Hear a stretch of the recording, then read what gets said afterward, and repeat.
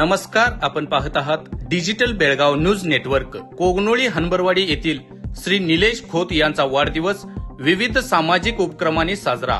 Ujjivan multi-state credit society Nippani या संस्थेचे संस्थापक श्री निलेश आनंदा खोत यांचा वाढदिवस कोगनोळी पंचक्रोशीमध्ये मोठ्या उत्साहात विविध सामाजिक उपक्रमांनी साजरा करण्यात आला। सकाळी श्री कोगनोळी दत्तगुरू या संस्थेमध्ये 10वी 12वी उत्तीर्ण विद्यार्थिनींचा सत्कार श्रीमती अक्काताई खोत, सौ विदुला हेगडे व उपस्थित मान्यवरांच्या हस्ते सत्कार कार्यक्रम पार पडला।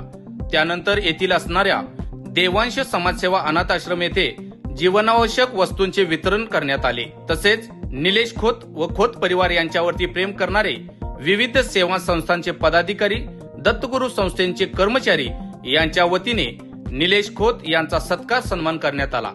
यावेळी बोलताना दत्तगुरू संस्थेचे चेअरमन सचिन खोत म्हणाले, प्रत्येकाने खोत कुटुंबाला स्वतःच्या कुटुंबाप्रमाणे जपले आहे। प्रत्येकाने आमच्यावरती अतूट असा विश्वास दाखवला आहे।